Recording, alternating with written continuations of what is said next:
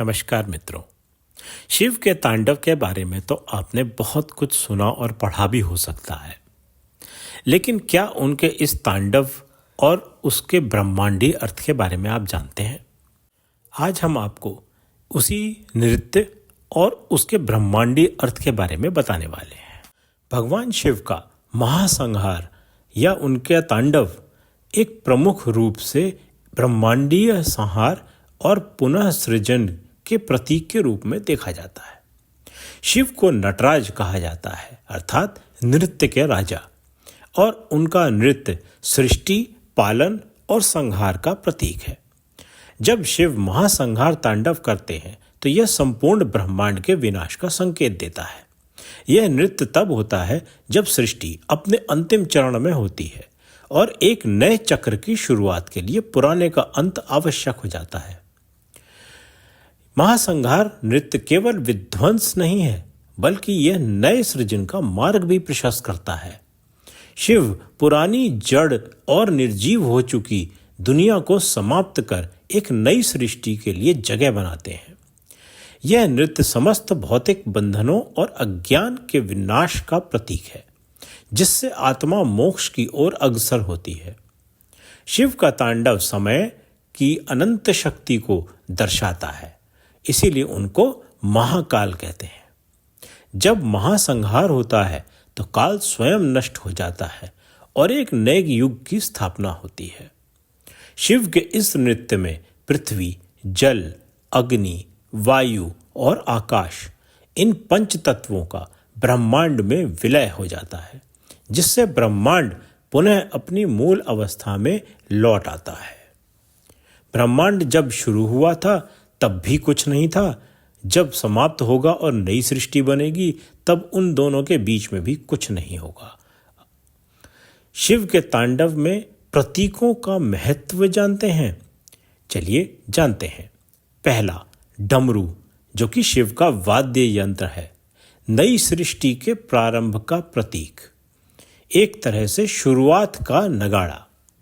अग्नि, शिव के हाथ में जो अग्नि है वह विनाश और पुनरुत्थान का संकेत है। अपना एक पैर उठाए हुए मुद्रा, मुक्ति और सृजन का प्रतीक। राक्षस अपस्मार पर रखा हुआ पैर, अज्ञान और अहंकार के नाश का प्रतीक। भगवान शिव का तांडव केवल नृत्य नहीं है, बल्कि ब्रह्मांडी ऊर्जा और सृष्टि के चक्र का प्रतिनिधित्व करता है।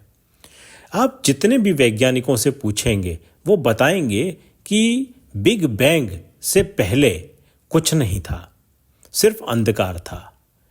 और यही चीज तो शिव है। शिव अर्थात वो जो नहीं है। तो जो चीज नहीं है वो और क्या है? हम आजकल उसको नेगेटिव एनर्जी कहते हैं। वही चीज शिव है। तो जब एक सृष्टि बनी ही नहीं है तो सिर्फ वहां पर शिव है। जो जन्म लेता है उसका अंत भी निश्चित है, और जो समाप्त होता है वह किसी नए रूप में वापस भी आता है। शिव का नृत्य इस सृष्टि के नियम और अनिवार्यता को दर्शाता है। हर चीज परिवर्तनशील है और परिवर्तन के बिना नया कुछ भी नहीं जन्म ले सकता।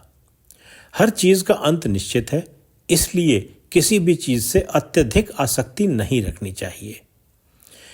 जीवन में कोई भी संकट या कठिनाई अंतिम नहीं होते।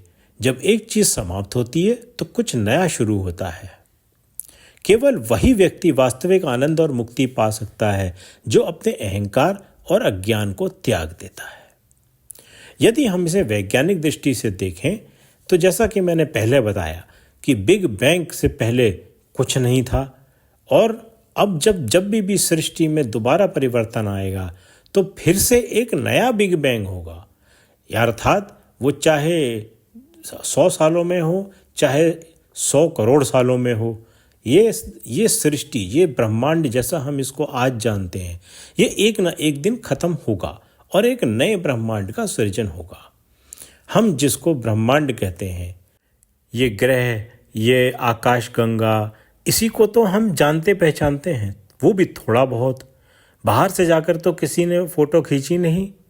तो हम जो भी कुछ जानते हैं वो हमारी सिर्फ परिकल्पनाएं ही हैं। हमने जितनी भी तस्वीरें देखी हैं ज़्यादातर परिकल्पनाओं की ही तस्वीरें हैं। आज तकनीक ने इतना विकास कर लिया है कि हम चांद से जाकर के धरती की तस्वीर खींच पाए, अंतरिक्ष में जाकर के हम धरती की तस्वीर खींच पाए, हम दूर दूर की तस्वीरें खींच पा रहे हैं। विभिन्न यानों को हमने धरती से बाहर भेजा, हमारी पृथ्वी की परिक्रमा से बाहर चले गए और उन्होंने बहुत दूर जा जाकर भी तस्वीरें खींची और धरती पे वापस भेजी, जिससे हम कुछ अंतरिक्ष के बारे में जानने लगे हैं। किंतु हमें तो हमारे ग्रंथों में पहले ही बता रखा है, तो हम उसके ऊपर ध्यान क्यों नहीं दे पाते? शायद हम समझ नहीं पाते हैं क्योंकि हमारी सोच ही बहुत सीमित है। सृजन, पालन और संहार। जब ब्रह्मांड में असंतुलित हो जाता है कुछ भी, जब अधर्म और अज्ञान बढ़ जाता है, जब प्रकृति अपनी मर्यादा खोने लगती है, तब शिव उसे समाप्त करके एक नए संतुलित ब्रह्मांड की स्थापना करते हैं। शिव विनाश करते हैं, लेकिन यह विनाश सृजन का आधार होता है। शास्त्रों के अनुसार ब्रह्मांड चतुर्गुणात्मक समय चक्र अर्थात सतयुग, त्रेता युग, द्वापर युग और कलयुग के अनुसार चलता है। जब कलयुग अपने चरम सीमा पर पहुंच जाता है और अधर्म अपने शिखर पर होता है, तब शिव का महासंहार तांडव होता है।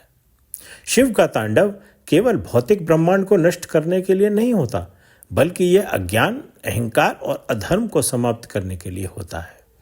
शिव के चरणों के बीच अपस्मार राक्षस, जो कि अज्ञान और अहंकार का प्रतीक है, दबा होता है, जिससे यह सिद्ध होता है कि संहार का मुख्य उद्देश्य सत्य और ज्ञान की पुनः स्थापना करना है। यह संसार पृथ्वी, जल, अग्नि, वायु और आकाश से बना है। जब शिव महासंहार करते हैं तो ये सभी तत्व अपने मूल रूप में विलीन हो जाते हैं। इसके बाद एक नए सृजन की प्रक्रिया शुरू होती है। शिव का महासंहार नृत्य यह दर्शाता है कि हर अंत एक नए आरंभ की शुरुआत है। जैसे बीज को उगने के लिए पुरानी मिट्टी में गिरना और गलना पड़ता है, वैसे ही पुराने ब्रह्मांड के नष्ट होने के बाद नया ब्रह्मांड जन्म लेता है। संहार के बिना सृजन संभव नहीं। शिव का नृत्य यह सिखाता है कि जो समाप्त होता है वह फिर से जन्म लेता ही है।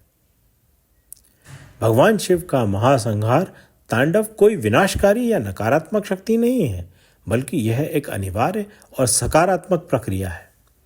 यह सिखाता है कि परिवर्तन ही संसार का नियम है। संहार के बिना सृजन संभव नहीं। अज्ञान और अहंकार का अंत ही मुक्ति का मार्ग है। हर अंत एक नए आरंभ की शुरुआत है। शिव का तांडव ब्रह्मांड की लय, संतुलन और अनंत चक्र का प्रतीक है। यही कारण है कि ये केवल संहार के देव नहीं, बल्कि सृजन और मोक्ष के दाता भी हैं। सुनने के लिए धन्यवाद।